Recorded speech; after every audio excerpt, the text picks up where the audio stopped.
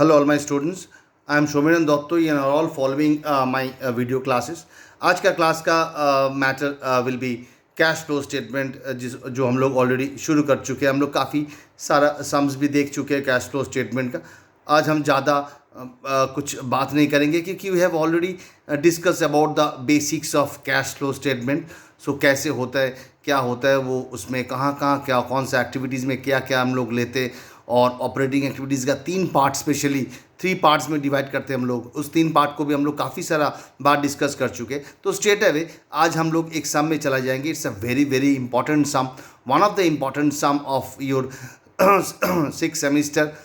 हमने पहले ही बताया था इट्स नॉट अबाउट 6 सेमिस्टर. अगर कोई भी जन अगर प्रोफेशनल कोर्स कर रहे हैं CA में, तो वो सब लोगों के लिए this some is so much important. So let me show you the sum first and then we'll move on to the solution. It's a very very important sum. आप लोग अपना पेन कॉपी लेके बैठोगे, कैलकुलेटर लेके बैठोगे, आप लोग साथ ही साथ वीडियो देखते हुए करते जाओगे. एक चीज़ हम बता दें, ये जो वीडियो होता है 30-35 मिनट का, एक्चुअली ये क्या देखने में 30-35 मिनट लगता है, बट अगर आप लोग पेन और कॉपी लेके बैठोगे it will almost take 1.5 hour to 2 hours to cover up the entire material which is been discuss in this video. So ये video is not a movie कि 30-35 मिनट का हम लोग देख लिया और काम ख़त्म किया. देखने से नहीं होगा, आप लोग को कॉपी लेके बैठना पड़ेगा. बारी बारी में वीडियो को आप लोग पॉज करके अपने आप एक बार क्लियर करके कॉपी में करना पड़ेगा. उसके बाद दोबारा वीडियो को चलाना पड़ेगा, पीछे जा सकते हो, रिवाइंड कर सकते हो. तो ये सब करते हुए देखोगे 1.5 घंटा लग जाएगा आप लोगों को एक सम करने में. और क्लास में भी अगर हम लोग ये सम करने बैठेंगे तो almost it will take 1.5 hour 1 hour 45 minutes ये सम ऐसे सम को ख़त्म करने में. तो let me move on to show you the sum first and then will show you the solution and definitely the explanation. Well आज हम लोग का डिस्कशन का होगा सम नंबर 31, पेज नंबर 67 में दिया हुआ है. Sum number 31 from cash flow statement इधर दिया हुआ है. नॉर्मली जैसे दिया हुआ रहता है 2-2 साल का दिया हुआ है. Share capital, reserves and surplus, long term borrowings में debentures, excuse me, trade payables दिया हुआ है, करंट लायबिलिटीज़ में. बाकी सम बाकी पार्ट पेज में है. तो ये short term provisions, definitely short term provision में 2 चीज़ होते हैं. एक आपका प्रोपोज डिविडेंड और एक प्रोविजन फॉर टैक्स हम लोग देखेंगे. अदर करंट लायबिलिटीज़ में अनपेड डिविडेंड बोल के एक तो है, अनपेड डिविडेंड है इधर. अनपेड डिविडेंड और अनक्लेम डिविडेंड का दोनों का ही सेम वर्किंग होता है. अनपेड डिविडेंड का और अनक्लेम्ड डिविडेंड का दोनों का सेम ही कैलकुलेशंस होता है. इधर फिक्स एसेट्स में टेंजिबल एसेट्स दिया हुआ है. क्या क्या है वो नोट्स देखने से पता चलेगा. नॉन करेंट इन्वेस्टमेंट्स दिया हुआ है, cash and cash equivalent, other current assets. ये है notes to accounts.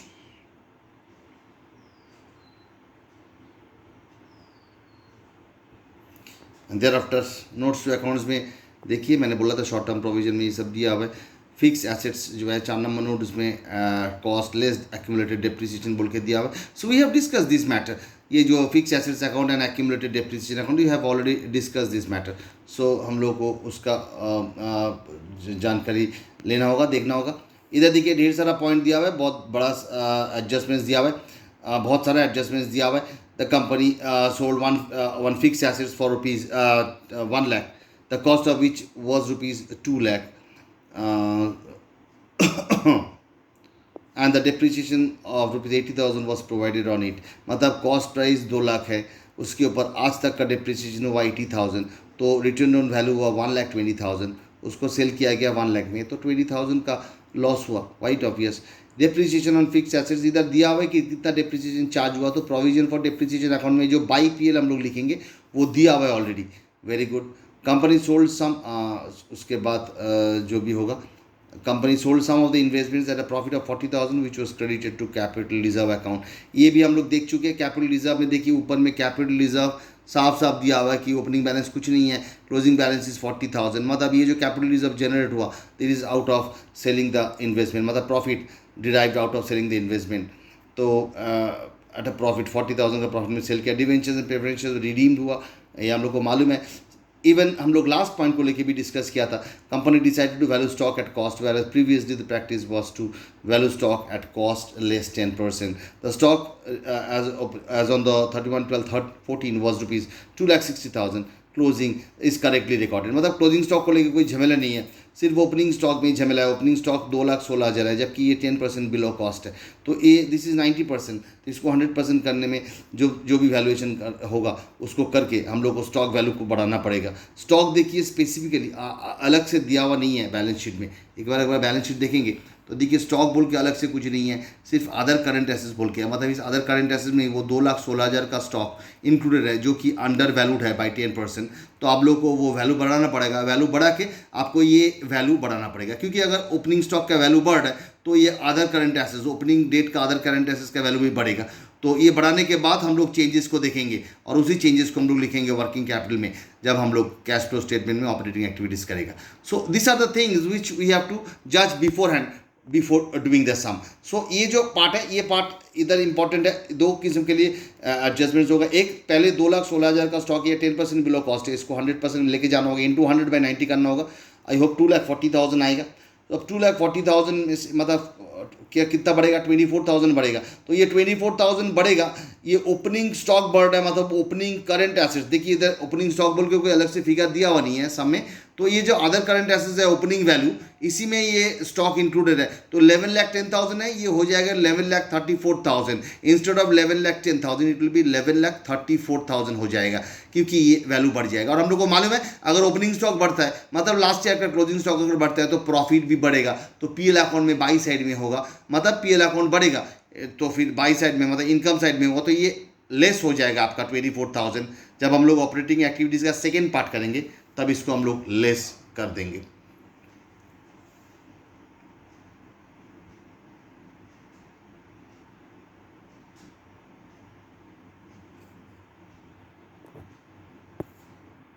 What I'm going to do is, before showing the cash flow statement, let me show you the fifth entry adjustments, और वो कहाँ पर होगा एक बार आप लोग भी लिख लीजिएगा। देखिए हमने पूरा डिटेल में लिख के रखा, आप लोग भी एक बार देख लीजिए। Closing stock correctly valued, but opening stock ₹2,16,000 which is previously valued at 10% below cost. That means actual value of opening stock will be 2,16,000 into 100/90, that is 2,40,000. That means opening stock in the books is below by 24,000. 2,40,000 minus 2,16,000। देखिए तो ये paragraph आप लोगों को समझ में आया कि नहीं आया। I am just discussing the fifth adjustments before doing the cash flow statement, क्योंकि ये करने के बाद हम लोग अगर कैश फ्लो स्टेटमेंट करेगा तो आप लोग को भी समझ में आएगा और आप लोग का कंसेप्ट भी काफ़ी क्लियर हो जाएगा। तो फिफ्थ नंबर पॉइंट में कैश फ्लो स्टेटमेंट में क्या इफेक्ट होता है, बिकॉज फिफ्थ नंबर पॉइंट के जैसे हम लोग पॉइंट देखे थे फंड फ्लो स्टेटमेंट में, उधर भी हम लोग देखे थे कि कहाँ कहाँ क्या एडजस्टमेंट होता है, इसका 2 इफेक्ट होता है। इधर भी हम लोग देखेंगे 2 इफेक्ट। फिलहाल हम लोग क्या करना होगा, पहले ये देख लीजिए कितना से घटा हुआ है, पहले वो निकाल लिया मैंने डिटेल वर्किंग करके। 2,16,000 it is actually 10% below cost, तो इट शुड हैव बीन 2,40,000। अगर उसको ओरिजिनल वैल्यू पर दिखाया जाता तो अल्टीमेटली कितना से घटा हुआ है, the opening stock is been below by 24,000 effect. तो ये हुआ story, this is the story. अब इसका इफेक्ट क्या क्या दिया जाएगा एक बार देखिए ध्यान से। आई होप आप लोग सब कुछ लिख के रख रहे हो। Without writing it's not at all possible, so right it down this note. This note is very important for particularly this type of sum as well as for the fund flow statement.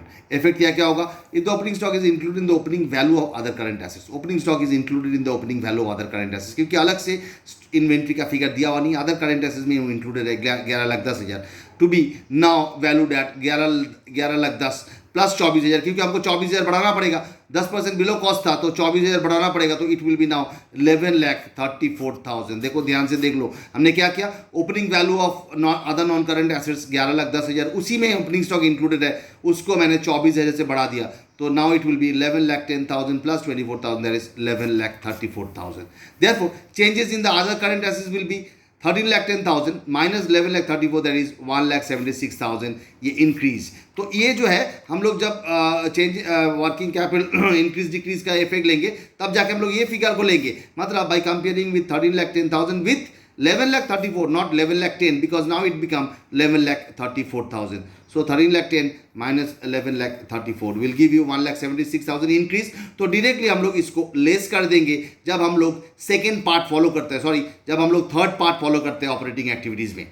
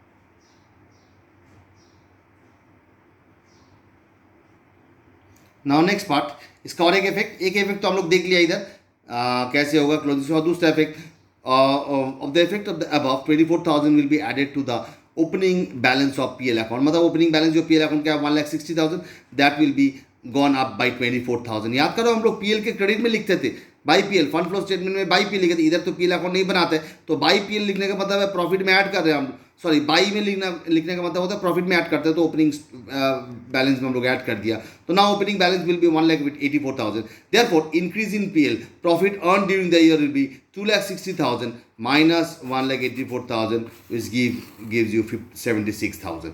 तो यहाँ पर हम लोग 2,60,000 minus 1,60,000 नहीं करेंगे, 2,60,000 minus 1,84,000 because opening stock profit जो है उसमें ये 24,000 ऐड करना पड़ेगा। एक्चुअली ये लास्ट ईयर का क्लोजिंग स्टॉक है, लास्ट ईयर का क्लोजिंग स्टॉक घटा हुआ था, मतलब लास्ट ईयर का जो क्लोजिंग बैलेंस ऑफ प्रॉफिट था वो भी घटा हुआ था, तो लास्ट ईयर का जो क्लोजिंग बैलेंस ऑफ पीएल है that means which is the opening balance of this year need to be added back, बढ़ाना पड़ेगा 24,000 से, प्रॉफिट बढ़ेगा, क्लोजिंग स्टॉक बढ़ने से 24,000 से तो प्रॉफिट भी बढ़ेगा, इसीलिए मैंने लास्ट ईयर का जो क्लोजिंग बैलेंस ऑफ पीएल है, मतलब इस साल का जो ओपनिंग बैलेंस है उसको हम लोग बढ़ा दिया, 1,84,000 कर दिया। Now the changes in the profit, मतलब profit earn during the year will become 76,000।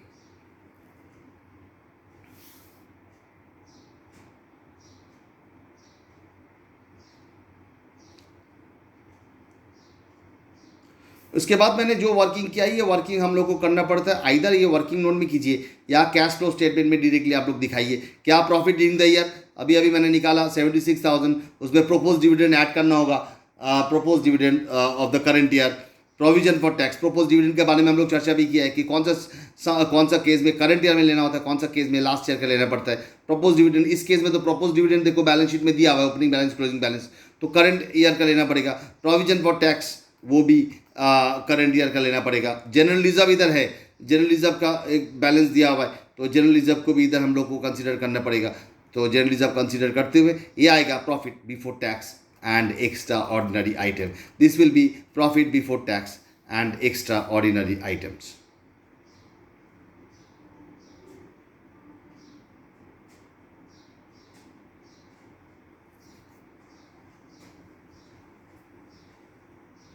सो एक बहुत ही इंपॉर्टेंट एडजस्टमेंट्स हम लोग देख लिया कैश फ्लो स्टेटमेंट में, स्पेसिफिकली कैश फ्लो स्टेटमेंट में इसका कैसे क्या कहाँ इफेक्ट होता है और कैसे इफेक्ट दिया जाएगा, easiest way of giving effect of this adjustments we have seen in cash flow statement. इसका ऐसे ही चीज़ का इफेक्ट फंड फ्लो में क्या होता है वो हम लोग फंड फ्लो करने के टाइम देख चुके हैं। अभी ये हम लोग किया कैश फ्लो स्टेटमेंट में, जहाँ पर हम लोग क्या देख लिया कि अगर ऐसे एडजस्टमेंट होता है जहाँ पर ओपनिंग स्टॉक मतलब लास्ट ईयर का closing stock is under valued और उसको अगर ओरिजिनल वैल्यू पे लेके जाना पड़ता है तो उसका दो इफेक्ट कहाँ पर होता है हम लोग देख लिया विथ डिटेल नोट। आप लोग भी वैसे करके लिख के रखोगे डिटेल नोट को, तभी जाके आप लोग को समझ में आएगा।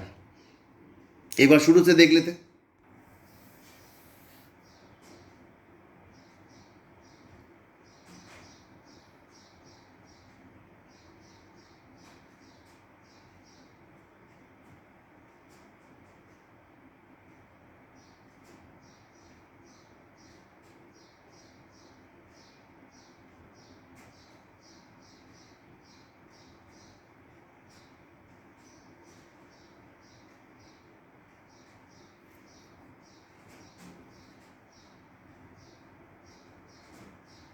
And then this part,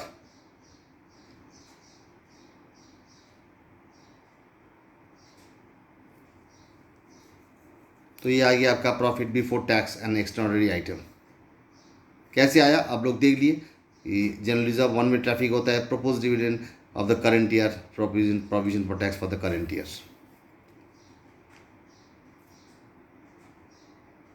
Now I'll move on to show you the cash flow statement and as well as the basic ledger account as working to be shown. एक बार वर्किंग पार्ट भी आप लोग देखते रहिए। वर्किंग पार्ट में देखिए मैंने क्या करते गया, equity share capital opening balance था 12 लाख, क्लोजिंग बैलेंस 16 लाख हो गया, तो issue of equity share capital. Preference share closing balance, opening balance था 4 लाख, क्लोजिंग बैलेंस हो गया 2,80,000, तो 1,20,000 का प्रेफरेंशियल रिडीम हुआ। बोल दिया गया कि 5% प्रीमियम में हुआ, तो 1,20,000 का 5% दैट कम्स टू 6,000 होता है, तो 1,20,000 6,000 में रिडीम हुआ, तो अल्टीमेटली इस प्रीमियम को हम लोग पीएल अकाउंट में ट्रांसफ़र कर दिया। जनरल रिजर्व 6,80,000 से 8,00,000 हो गया, तो ये पीएल इसका तो हम लोग इफेक्ट अभी अभी देख लिया profit before tax and extraordinary item निकालने के टाइम। डिवेंचर 4,00,000 से 2,80,000 सेम ट्रीटमेंट, 1,20,000 का डिवेंचर घट गया मतलब रिडीम हुआ, वो भी एट अ प्रीमियम ऑफ 5%, तो उसका भी 2 बैंक करके 1,26,000 होगा। 1,20,000 के ऊपर 5% जोड़ दीजिए तो बाद बाकी पीएल में ट्रांसफ़र करना पड़ेगा। प्रपोज डिविडेंड ओपनिंग बैलेंस है 1,20,000, closing balance is 1,44,000। As you all know कि लास्ट ईयर का जो बैलेंस है वो पेमेंट होता है, बट इधर एक अनक्लेम्ड अनपेड डिविडेंड है 16,000, मतलब 1,20,000 हम लोग पेमेंट नहीं किया, अनपेड है 16,000, मतलब 1,04,000 हम लोग पेमेंट किया। सिंपल बात है, 1,20,000 लास्ट ईयर का डिविडेंड है, वो हम लोग इस साल में पेमेंट करेंगे अगर कुछ भी नहीं बोला जाता है तो। बट इधर हम लोग 1,04,000 पे करेंगे क्योंकि 16,000 अनपेड है, तो वो 16,000 अनपेड डिविडेंड लिखना पड़ेगा और 2 बैंक लिखना पड़ेगा 1,04,000, तो अल्टीमेटली बाई पीएल 1,44,000 ये हम लोग देख चुके हैं। अभी अभी इसको हम लोग कंसिडर कर दिया। अनपेड डिविडेंड का जस्ट अकाउंट खोल के मैंने दिखा दिया, इसका कहीं पर कोई इफेक्ट नहीं आएगा।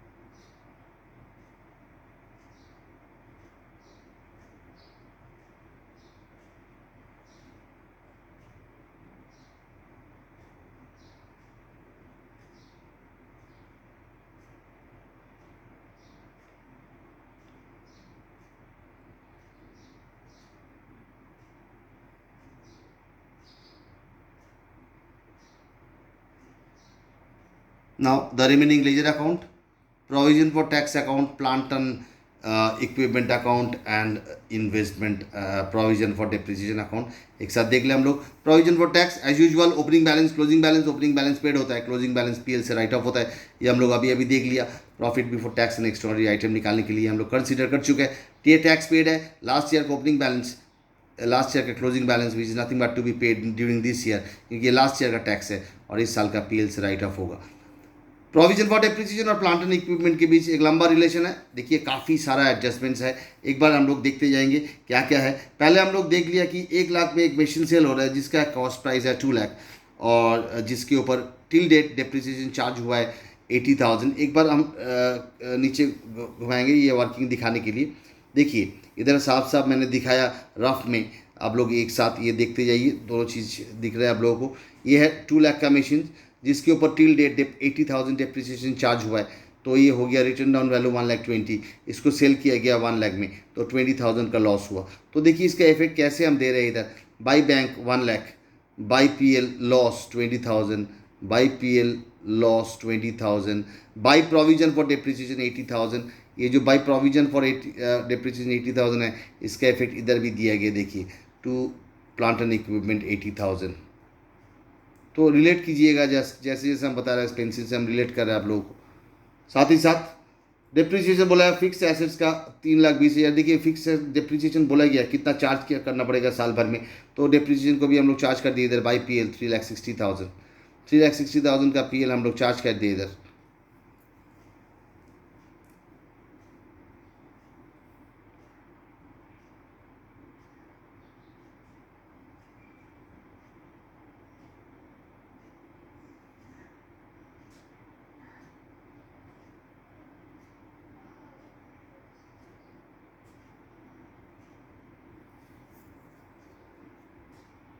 ये समय एक एडजस्टमेंट हम लोग देना भूल गया था, प्रिंटिंग मिस्टेक हुआ था। Machine costing ₹56,000 is written off as loss, मतलब ये 56,000 का टोटल जो मशीन है कॉस्ट प्राइस है इस रिटर्न ऑफ एज लॉस, मतलब ये इसके ऊपर कितना डिप्रिसिएशन चार्ज हुआ साल भर में ये नहीं बोला गया है, सिर्फ इतना बोला गया है कि ये machine costing ₹56,000 is written off as loss, मतलब पूरा ये मशीन को राइट ऑफ कर चुके हैं हम लोग। मतलब ये मशीन ख़राब हो गया तो हम लोग स्क्रैप के तौर पे इसको फेंक दिया। तो अल्टीमेटली हम लोग को जानना ये होगा कि इसका रिटर्न ऑन वैल्यू क्या है, क्योंकि इसका जो रिटर्न ऑन वैल्यू होगा वही इसका टोटल लॉस हो जाएगा, क्योंकि इसको तो सेल नहीं कर पाए हम लोग, फेंक दिया, तो जो भी रिटर्न ऑन वैल्यू होगा वही लॉस होगा। But to find out the return on value हम लोग को ये जानना पड़ेगा इस 56,000 मशीन के ऊपर कितना रुपया का डिप्रिसिएशन हम लोग आज तक चार्ज किया। ये जानने के लिए हम लोग को प्रोविजन फॉर डिप्रिसिएशन अकाउंट में घूम के जाना पड़ेगा। एक बार दिखाया आप लोगों को provision for depreciation account.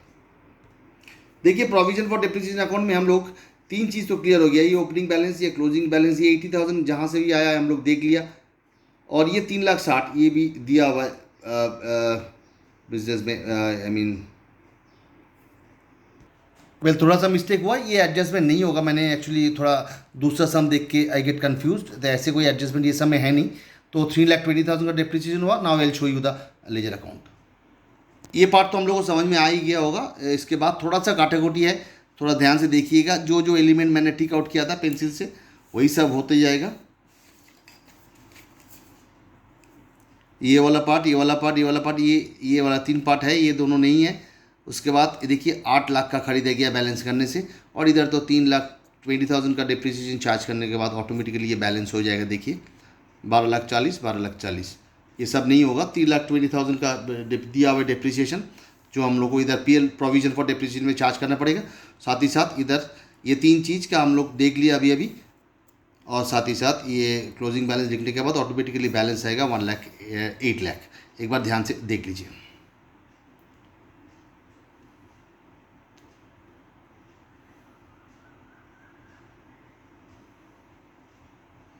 Investment account, साथ ही साथ इन्वेस्टमेंट अकाउंट को भी फॉलो कीजिए। Opening balance 4 lakh, closing balance 3,20,000, मतलब 80,000 का इन्वेस्टमेंट हम लोग सेल किया, वो भी एट ए प्रॉफिट ऑफ 40,000, मतलब 1,20,000 में सेल किया तो प्रॉफिट हुआ जो कैपिटलिज्म में ट्रांसफर कर दिया। ये पार्ट तो हम लोग कर चुके हैं ऑलरेडी, ये पार्ट भी हम लोग कर चुके हैं। सिर्फ हमने I get confuse with item, actually क्या ऐसे और एक सम था जिसमें ये आइटम था, तो इसीलिए मैंने आई गेट कन्फ्यूज। अदरवाइज ये सम में जो मैड में दिया हुआ है 67 पेज नंबर में, इसमें ये आइटम नहीं है, तो इसलिए मैंने ये कार्ड दिया। ये काटने के बाद मैंने एडजस्ट कर दिया तो अल्टीमेटली फिगर ये आया। तो इस फिगर को ही हम लोग कंसीडर करेंगे कैश फ्लो स्टेटमेंट में। और ये इन्वेस्टमेंट अकाउंट जो हम लोग बहुत बार देख चुके हैं वैसे, जहाँ पर इन्वेस्टमेंट सेल हुआ और प्रॉफिट हम लोग कैपिटलिज्म में डाल दिया। तो इधर 80,000 का इन्वेस्टमेंट सेल हुआ एट ए प्रॉफिट ऑफ 40,000, तो 1,20,000 में सेल हुआ, उसका प्रॉफिट को कैपिटलिज्म में ट्रांसफर कर दिया। Now let me show you the cash flow statement. The cash flow statement all for you.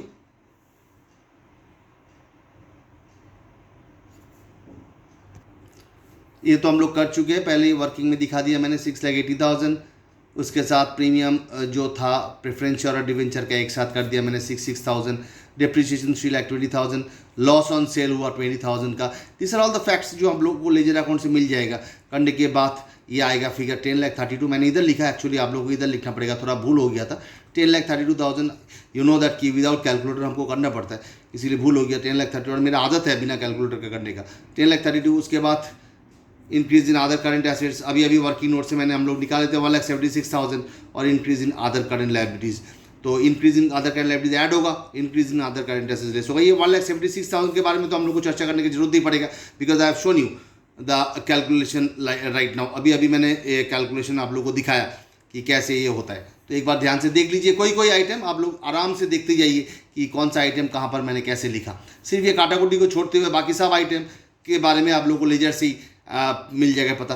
Income tax paid हुआ जो, वो भी हम लोग को प्रोविजन फॉर टैक्स अकाउंट से पता चल जाएगा, देख लीजिए एक बार। उसके बाद अल्टीमेटली रिजल्टेंट फिगर आया 5,36,000। ये सब कुछ करने के बाद 5,36,000 is a positive figure, it is cash generated from operating activities. एक बार ऑपरेटिंग एक्टिविटीज को ध्यान से देख लीजिए, because this is the main course of the cash flow statement, main part of the cash flow statement, जहाँ पर maximum student भूल करते हैं, that is the operating activities में। इसीलिए इसको ध्यान से एक बार देख लीजिए, हो सके तो इस पार्ट को रिलेट कीजिए लेजर अकाउंट से।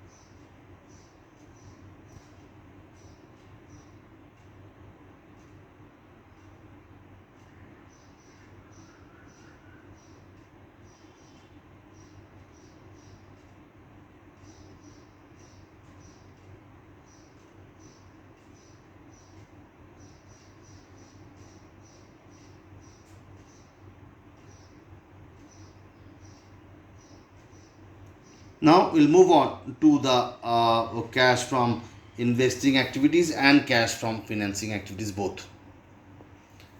ये पार्ट का भी आप लोगों को रेफरेंस इसमें से मिल जाएगा, आप लोग को वर्किंग नोट से मिल जाएगा. Sale of plant and equipment 1 lakh का सेल हुआ. Purchase of plant and equipment 8 lakh, अभी अभी हमने करेक्शन किया, 8 लाख का परचेज हुआ plant and equipment. Sale of plant and equipment और इन्वेस्टमेंट भी सेल हुआ 1,20,000 का. तो अल्टीमेटली देखिए इधर नेगेटिव फिगर आएगा. सेल हुआ, ये कैश इनफ्लो हुआ. Sale of plant and equipment हुआ, सेल ऑफ इन्वेस्टमेंट हुआ, कैश इनफ्लो हुआ. But this 8 lakh is cash outflow, जिसके कारण कैश जनरेटेड नहीं हुआ. एक्चुअली ये कैश यूज लिख सकते हो आप. Cash use in investing activities, that is 5,80,000, वो नेगेटिव आया.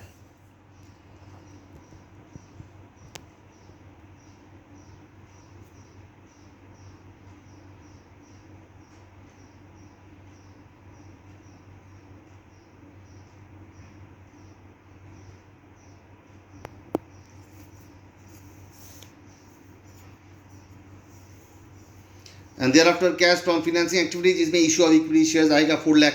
Redemption of preference shares, redemption of debenture both. Dividend paid हुआ था 1,04,000 का, याद करो. तो हम लोग देखा था. उसके बाद अल्टीमेटली ये आएगा आपका पॉजिटिव फिगर 44,000. मतलब cash generated from financing activities is positive 44,000. मतलब हम लोग के पास कैश आया. इसमें से हम लोग के पास कैश गया, ये हम लोग के पास कैश आया. तो 44,000 कैश आया. ऊपर में देखिए 5,36,000 कैश आया, 44,000 कैश आया. दोनों को ऐड करके सेलेस करेंगे तो आप कैश एंड कैश इक्विवेलेंट नहीं लाएगा. मतलब there is no change in the cash and cash position of the business, क्योंकि ये जो नेगेटिव, जितना भी नेगेटिव है, दोनों पॉजिटिव को जोड़ने से उतना ही आएगा. तो अल्टीमेटली देखिए इसीलिए इस सम का बैलेंस शीट में कोई कैश एंड कैश इक्विवेलेंट का ओपनिंग बैलेंस क्लोजिंग बैलेंस दिया हुआ नहीं है, क्योंकि कैश का पोजीशन में कुछ चेंजेस हुआ ही नहीं है. जितना कैश इनफ्लो हुआ उतना का ही कैश आउटफ्लो हुआ. इसीलिए ये सम में after at the end cash and cash equivalents came to nil. Changes in the cash position is nil. No changes in the cash position. तो लिखना पड़ेगा आप लोगों को changes in the cash and cash equivalent it's nil. Word add कर दीजिएगा change. Changes in the cash and cash equivalent it's nil. So ये है इस सम का इम्पोर्टेंसी. ये सम का इम्पोर्टेंसी हम लोग दो जगह में देखा. एक तो ओपनिंग स्टॉक के को लेके हम लोग देखा उसका इफेक्ट कैश फ्लो स्टेटमेंट में कैसे होता है. हम लोग ऑलरेडी फंड फ्लो स्टेटमेंट में उसका देख लिया था. अब कैश फ्लो स्टेटमेंट में कैसे होता है वो देख लिया. साथ ही साथ हम लोग ये सब में और एक चीज़ देखा कि प्रोविजन फॉर डेप्रिसिएशन अकाउंट में डेप्रिसिएशन कितना चार्ज करना होगा वो दिया हुआ है. तो एक बार आप दिखाएं.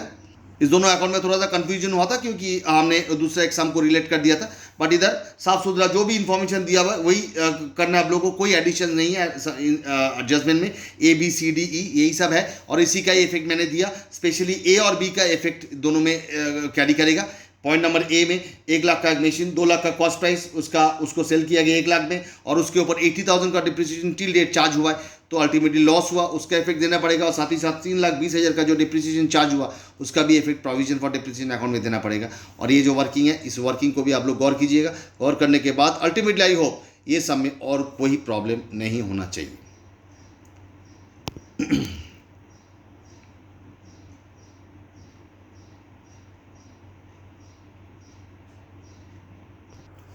तो अभी जो सम हम लोग देखा है सम नंबर 31 क्वाइट इंपॉर्टेंट सम है.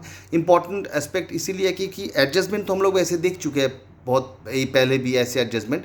बट वो सब एडजस्टमेंट्स का कैश फ्लो में क्या इफेक्ट होता है और कैसे होता है वो देखने के लिए हम लोग वेट कर रहे थे. और हम लोग देख भी लिया कि कैसे उसको कैश फ्लो स्टेटमेंट में इफेक्ट दिया जाएगा. सो आई होप ये वीडियो देखते हुए आप लोगों को समझ में आएगा कि कैसे क्या करना होगा. बट एक चीज़ हम बता दें, ये वीडियो बार बार हम बोलते हैं एक चीज़ कि ये वीडियो भले 30-35 मिनट का है बट इट्स नॉट दैट कि इट्स अ मूवी या शॉर्ट फिल्म कि 30-35 मिनट में हो जाएगा, काम खत्म, बंद करके उठ जाएगा. नहीं, ये वीडियो को फॉलो करके इसको कॉपी में लिखते हुए ये सम को पूरा करते हुए प्रिपरेशन को कंप्लीट करने में एटलीस्ट 1.5 आवर लगता है. मतलब एक्चुअली हम अगर क्लास रूम में बैठ के कराते तो यही सम हम कर देते और आप लोग को समझते हुए करने में 1.5 घंटा लगता. तो यही बात है, आप लोग को भी 1.5-2 घंटा लेके बैठना पड़ेगा. एक एक वीडियो के पीछे आप लोगों को कम से कम 1.5 से 2 घंटा का टाइम स्पेंड करना पड़ेगा. तब जाके आप लोग को ये सम के बारे में आइडिया होगा. Otherwise it will not be possible. It's not about that कि शॉर्ट फिल्म में देख लिया और बंद कर दिया. सो ऐसे करके प्रिपरेशन जारी रखिए. आई होप आप लोग का 6th सेमिस्टर अगर जो लोग ऑनलाइन कर रहे हो अगर ऐसे करके प्रिपेयर करोगे तो आई होप कोई लूप होल्स नहीं रहेगा, कोई गैप्स नहीं रहेगा. ऑफलाइन ऑनलाइन ऑलमोस्ट सेम ही जाएगा. ओके, सो टिल देन आप लोग ये देखते रहो, हम अगला वीडियोस के लेके ज़रूर बहुत जल्द आने वाला है ऑन द कैश फ्लो। तब तक के लिए आप लोग यहाँ तक देखो, यहाँ तक be perfect and then wait for the next video to come. Bye and have a good day.